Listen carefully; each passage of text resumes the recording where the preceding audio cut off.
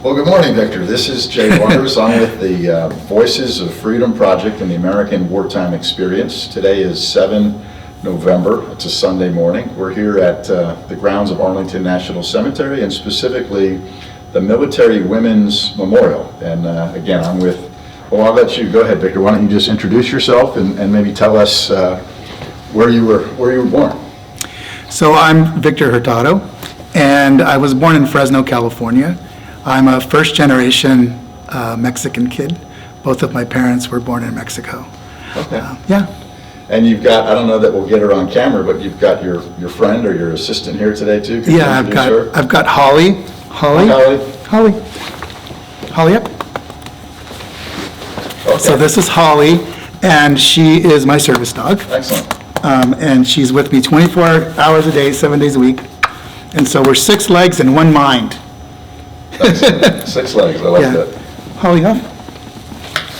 Thank you. I'm just glancing here too. Settle. The question says about what war did you participate in, but just kind of tell us a little bit, very brief overview of your military service, starting with the branch of service. Right, so I came into the Army in 1984, and I served in the 2nd Armored Division Artillery, or DIVARDI, in the headquarters battery, and and I was a security, a ComSec, so communication security custodian, which means that I guarded all of our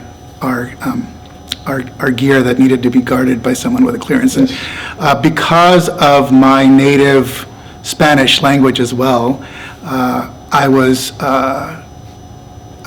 heavily part of the campaigns in Central and South America, both traveling there and then also supporting the officers that came to train with us at Fort Hood as well. Okay. Yeah, and we'll come back to that in a little bit. But okay, so Army, 1984, and did you have any? You mentioned your family briefly in the beginning, but did you have any other brothers or sisters or even parents that served either in the U.S. military or another country's military? So I had my father's cousins who had served in the Air Force and the Navy and the Army. They had come over when they were younger, just like my dad did, and served. But my biggest influence was a boss that I had that had served in the Air Force. That's okay. Yeah. Okay. Well, so I'm going to change gears on you quickly, just as an intro question. But think back to September 11th, 2001, and the unfortunate attack on America. If you would just describe, where you were that day, what was going on with you that day, and kind of some of your thoughts and experiences of September 11th. Right. So in relation to September 11th, it's very interesting because I had been hired as a director at Army Entertainment, artistic director, and my first day of work was to be September 11th, 2001. Wow. And so my orders didn't get signed in time for the ticket to be issued, and on September 10th, I was going to fly overnight, land at 7:30 in the morning, and go over to the Pentagon. And I don't know if you remember, but the ID section for the Pentagon was up and over on that side. So, no big deal. September 10th, I'll just fly out tomorrow night. And I got up in the morning, and I would leave the TV on to with a certain show. And so in the morning, I saw this footage. I got up really early in the morning, and I saw the footage of the first tower, and I thought, oh, did I was watching HBO last night or something? And I changed the channel, and of course, I don't know, probably like a lot of people, you change the channel, and all the channels have that on there, and then you see the second tower, and so you think, wow, and then the Pentagon happened. And I was just,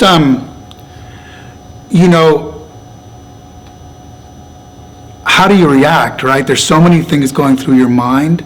And the very last one, and it took days and days and days and almost months for me to realize, hey, I was supposed to be in there. Yeah, so I just thought, things have changed a lot. My mission is going to change. I know it's all going to change.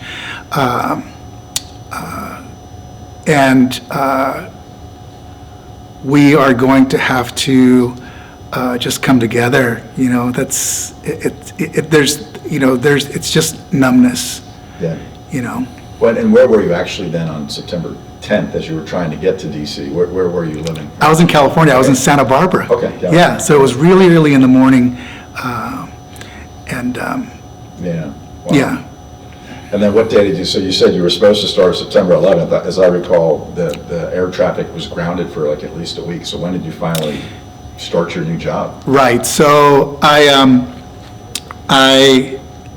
came over a couple of weeks later, 2 or 3 weeks later, to sign in and everything. And of course, Fort Belvoir now had guards, and it was all very surreal when I came over about 3 weeks later. And, you know, everyone was really kind of afraid to fly. Right. My first flight to meet my soldiers for the soldier show, and they were my soldiers, was to Korea. Wow. So to Atlanta and then all the way to Korea. Wow. So, you know, you have a very different perspective, right? You think there's a full tank of gas. There's a full tank of fuel on here. You know, if only we had 3 or 4 other connections, we can't blow up any buildings with the plane that I'm in. So so the first time I met my soldiers was overseas. Yeah. In Korea. The first time we came together, Yeah. and I was officially their director. Cool. Yeah. But in a different world, so to speak. I mean, after the September 11th, it seems like everything changed. Oh, a completely different world. Yeah. Completely different world. And you know, I think what people don't realize is it changes things everywhere. Yes. So Korea is a very different Korea. You know, the bases are very different. Yes. The security is very different. The mission now changes as well. Okay. Well, thinking back then, I think you said you joined in 1984. Why did you choose to join the military service in general and then the Army specifically? So, you know, I had a boss, and my life story even before that is very long. My father died when I was young. I ended up living in Mexico for about 8 or 9 months and came back. So I was on my own since I was 17. Okay. A very young 17, and I had a boss that had been in the Air Force, and he had told me about the lessons that he'd learned. I ran a restaurant for him, so it was more about keeping things neat, how to lead people, that kind of thing. So I had that in the back of my mind, and in 1983, I was almost 20 years old, and I heard my mom and my aunt talking about, Victor needs some direction, and he doesn't have his dad, and you're in Mexico. And I thought, man, they're talking about me as if I was still a little kid. So, you know what? I do need direction, and I'm going to join the military. I'm going to go serve my country, and fight for those things that have made my parents who they are. Sure. Yeah. And then, so the Army was your first choice, or was there a story there? So the very next morning, I went down to the recruiting station, and it was a multiple recruiting station. I think a lot of them are more multiple. And so I took the ASVAB, and I had gone to the Air Force as well, but there was something about the Army, and so I took the ASVAB, and I scored, I guess, really, really high. Yeah. And so what I didn't know is if you had gone to school, that you could come in as an officer or finish ROTC. I didn't know the difference between a private and a general. I had no idea. So I joined the Army. Actually, in 1983 is when I became part of the delayed entry program. Sure. Because of my the job that I was going to have in the clearance, those cycles are very different. And So what, for the record, what was your job that you essentially enlisted for? So I enlisted as a telecommunications center security technologist, or I don't remember what they called them, but yeah. Okay. And so where did you go for your basic training and then any specialized training? Right, so basic training, I was at Fort Jackson. during the summer on Tank Hill, one of the last groups to go through Tank Hill, in the World War II barracks with 2 fans on either end and 30 guys. And then AIT, I went to Fort Gordon. Okay. Yeah. Any funny or humorous or strange stories stand out from either basic training or your AIT? I sing. So in basic training, we used to, march and call cadence, right?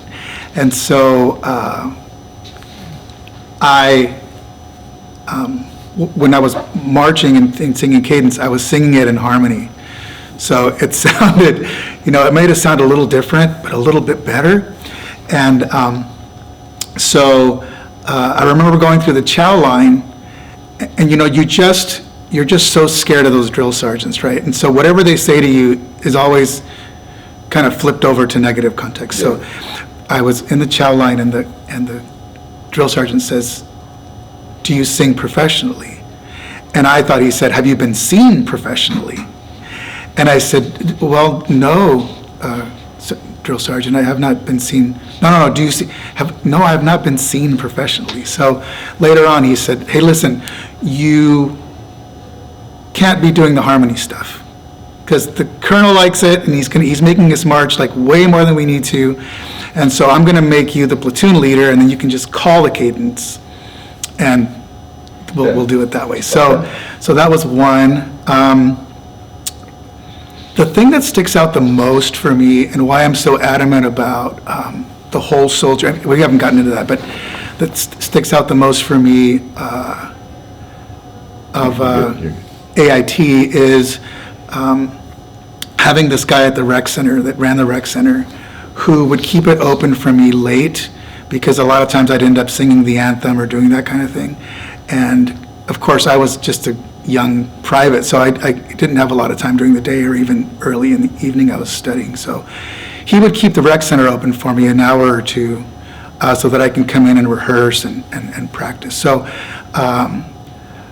I learned that it wasn't just our military leaders that were taking care of us, that our civilian cadre was also looking at making sure that you fulfilled your passions as well. Yeah. Well, that's good. And so you came in at a little bit of a higher rank as well? So no, I came in as a private. Okay. I came in as a private, but I became an E5 very, very quickly. It was a couple of years. Yeah, almost 3 years. So I didn't come in. They didn't tell me anything about being able to. They didn't tell me anything about that. They just brought me in as a private. Sure. Well, then, I think I know the answer, but for the record then, so then after Fort Gordon, where was your first assignment? Fort Hood, Texas. Okay, and that's where you were, well, just tell us about that. Right, so that's where I was pretty much for my entire career. I was at Headquarters Battery Division Artillery. With the Second Armored Division. Second Armored Division, right? And while I was there, of course, I worked in my MOS and went to the field, and I, even at my grade, I was made the ComSec custodian, which was unheard of. Usually, it was an officer, a lieutenant, or something somewhere. But I sang, and one of the soldiers heard me singing in the shower. I was singing Old MacDonald, Aretha Franklin style, not knowing that anybody was there. I thought everybody was in the field. And so that cat got let out of the bag, and I ended up doing a lot of, that became sort of part of my extemporaneous, my extracurricular mission. Sure. Was to do the anthem and to sing and to do that kind of thing. I ended up on the road with the soldier show, but the interesting thing about that is that it wasn't a permanent duty, it was a temporary duty, and a crazy temporary duty for about 4 or 5 months. And so I stayed at Fort Hood. I was supposed to go to Korea, but because of all the TDY that I had done, there's some sort of thing in there where if you do this much temporary duty, you can't, it's fulfilled your time, so they kept me at Fort Hood. Okay. Yeah. Yeah. Oh, and what did your chain of command think of this if you were gone all the time doing these extra duties, so to speak? So the first year that I got cast for the Soldier Show, because of where I was, because I was in the vault, the colonel wasn't able to let me go. He said, I can't let you go. So the following year, I had this young captain who was my commander, and I don't know what he did, but he fought for me to be able to do it. Okay, good. 1986. And so I went off, and I will tell you that I run into him. He became a 3-star general. It was General Formica, General Rick Formica, who was the 3 Corps Well, good. commander. And so, so I went, and one of my biggest memories from that I really need to tell you is that he wasn't able to be at the show when we came to Fort Hood. So he sent me this note, and it was on this piece of brown paper. He had little kids, so it was a piece of brown paper that had the lines still in your letters, in green marker, that just said how proud he was of me, and that he was sorry he couldn't make the show. So this is my company commander. Yeah.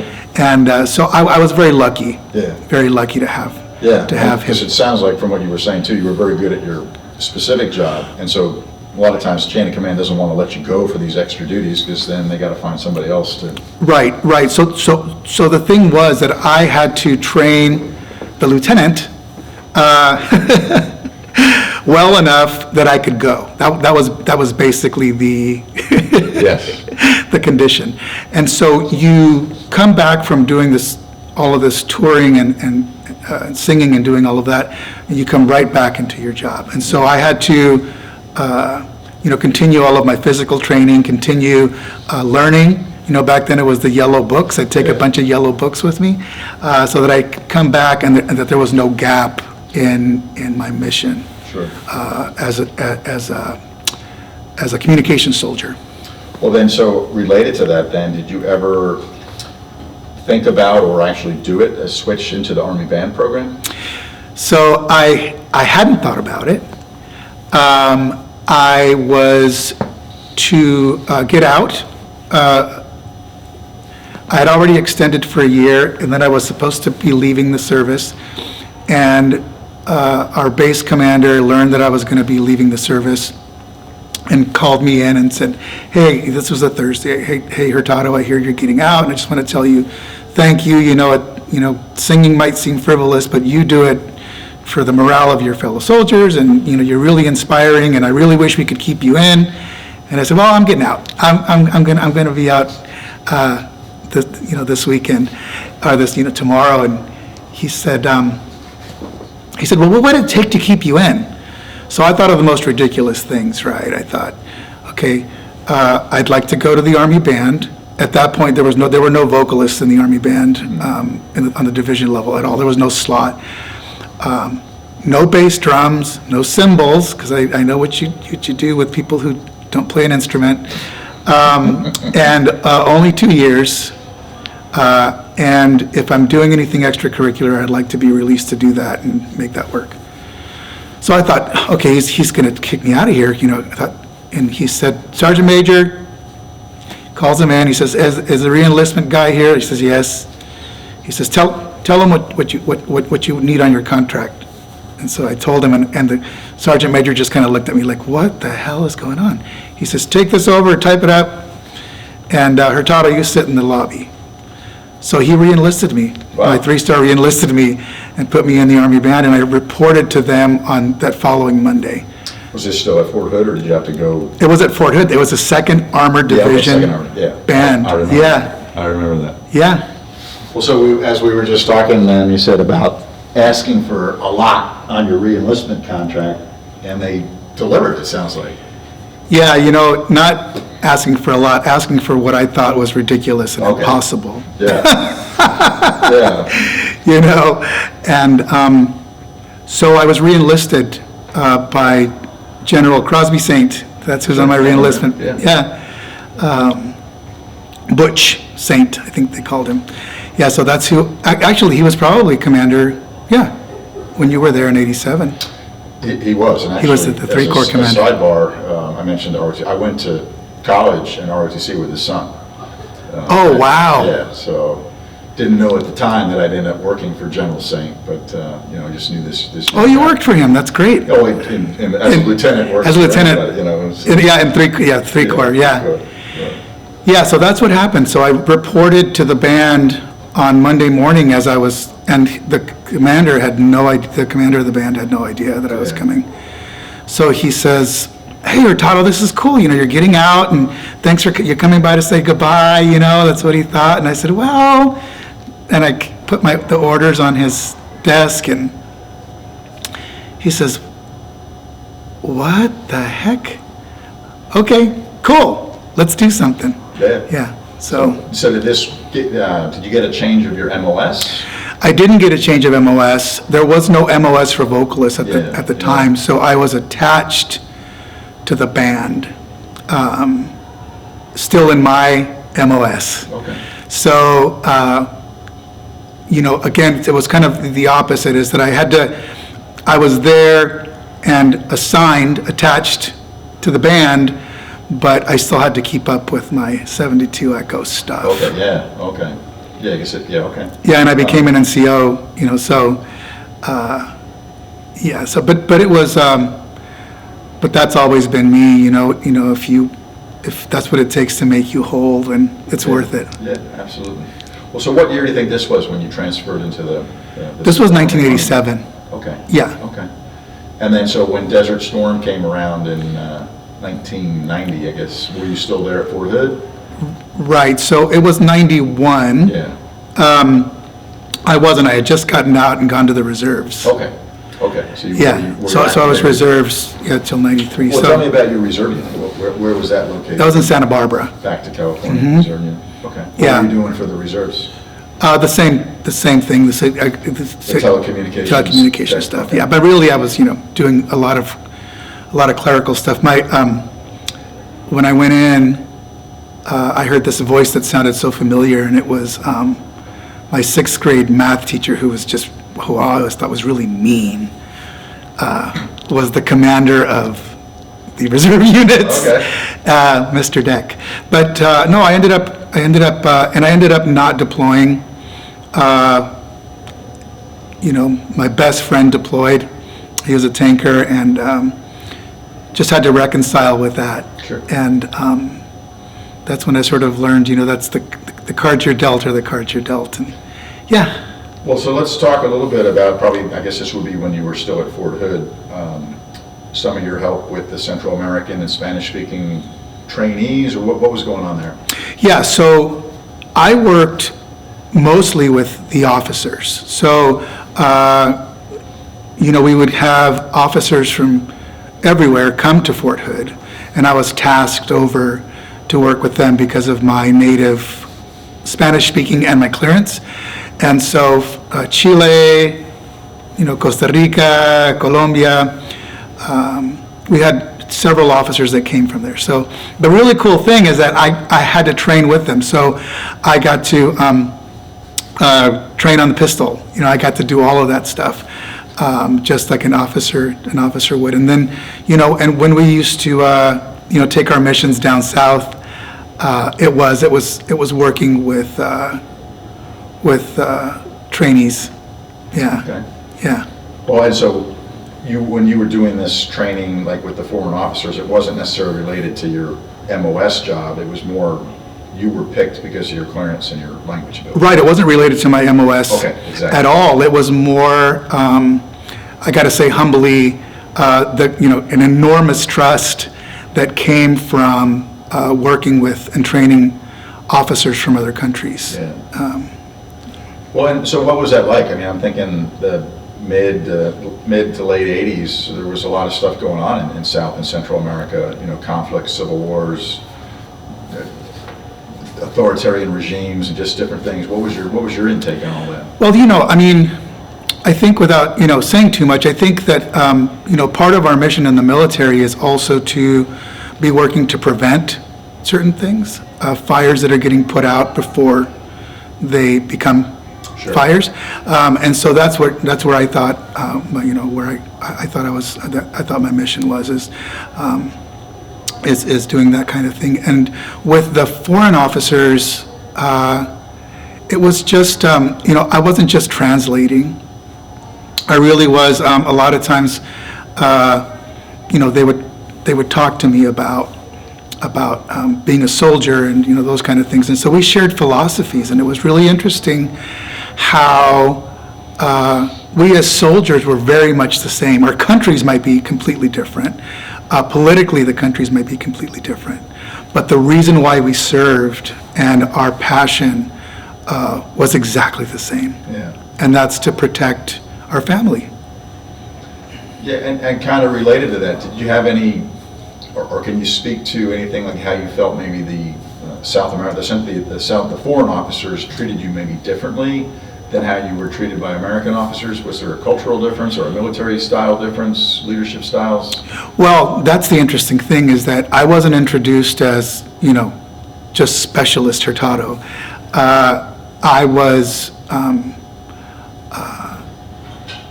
something that became very important to them because I was their translator, I was their person. And so, did they treat me differently?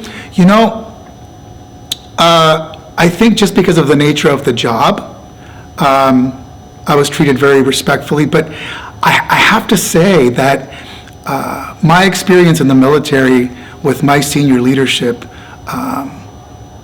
I was always treated respectfully. Maybe in basic training a couple of times, not so much, but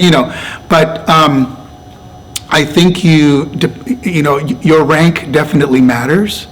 But I think that who you are as a person, your character, and where you're really coming from and serving translates. And I think that you do get a little bit of a different level of respect. Sure. Yeah. Well, I would imagine, particularly when you went to Central America, you were there for an extended period of time. This was not just a 1 or 2 day thing with a very superficial relationship with these officers. You were spending prolonged time with them, correct? Yeah. So when I was down there, I really was spending a lot of time of course, with my officers as well. And it was more, it was a very different relationship. Sure. At that point I was training lower, doing a little bit more training or doing classes. I was teaching certain things. You become the expert, and then you teach. Sure. So kind of like train the trainer. Kind of like NCOES or any of those things. I ended up. This is funny, but this is terrible. But I when I was up there, I kept thinking about the scene in what is it? Born in East LA, where he was teaching English. Yeah. And he was teaching what's happening. Yeah. Yeah. So I had to teach phonetically, but also, I had to teach quickly and that kind of thing. But yeah, again, even with the folks that were of my rank, you just realize, with everything else aside, why you're serving. Sure.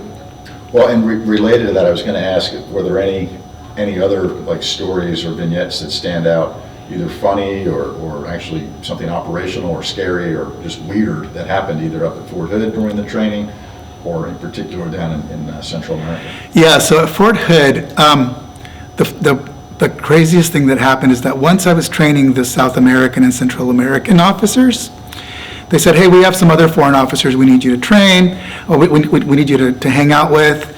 And this van full of officers from the Netherlands shows up. And I thought, well, okay, they speak perfect English, so I guess it wasn't so much about the language at that point, but it was more about being a diplomat, Sure.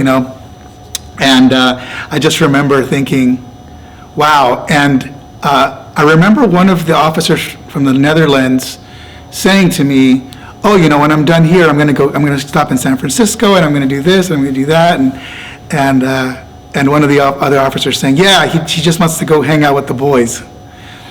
And, I realized that in the Netherlands, gay soldiers served right along with everybody else. Okay. And it was really interesting, because Yeah. I was taken aback, because, this was before Don't Ask, Don't Yeah, Tell. And all that. sure. Yeah. And to have the other officers ribbing him, But that was, for them, it was okay. oh, completely. Yeah, whereas in the U.S. military, Yeah, unfortunately, it was completely and utterly. very difficult. Yeah.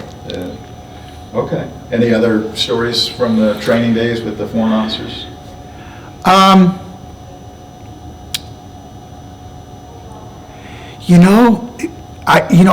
I tend to remember, the other thing is that I would get invited to the officers' club. And of course, I wasn't allowed in the officers' club. But, so the officers would find other ways of not fraternization, but really sort of being compatriots. And Yeah. I was very respectful of that. But it was just interesting, again, just the difference in our countries. Yeah. And,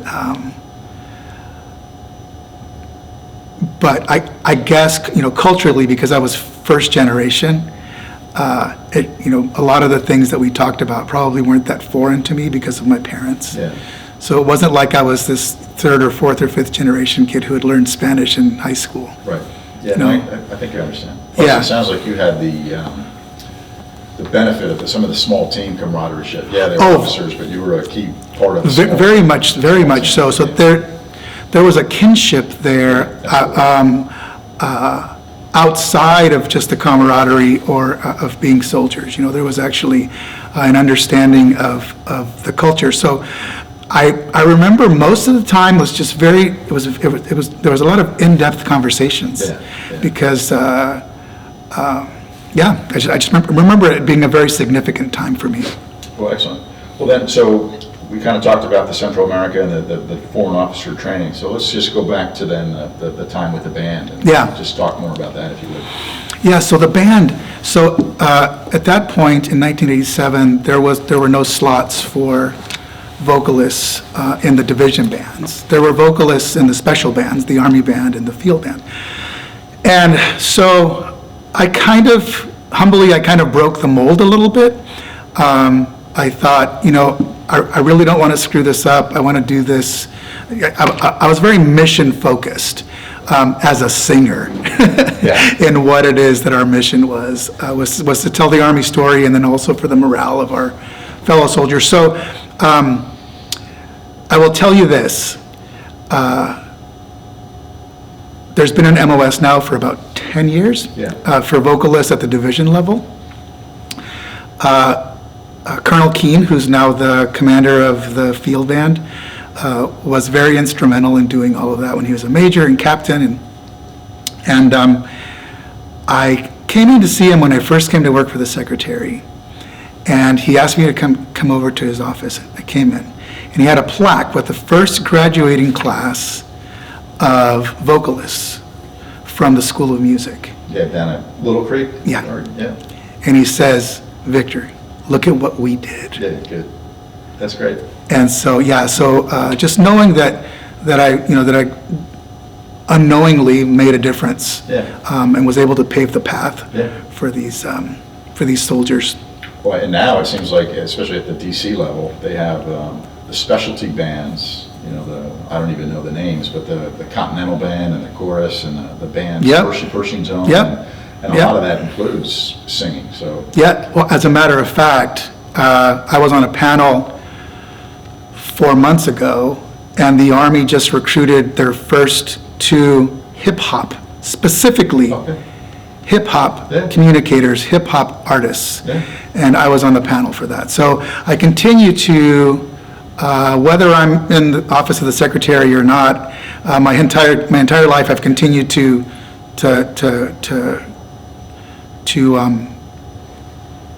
continue that thread, and take that resposability. Well, let's and that's a good segue into the next really 2 parts, or the last couple parts here. So kind of talk about the end of your military career, you mentioned the reserve unit, but then also how that transitioned to what you're doing now, or anything in between. Right. So again, music has always followed me. It's kind of part of my DNA. I try to do something else, or I will go do something else, and but it's like no, I'm part of what makes you whole. So when I was in Santa Barbara, I ended up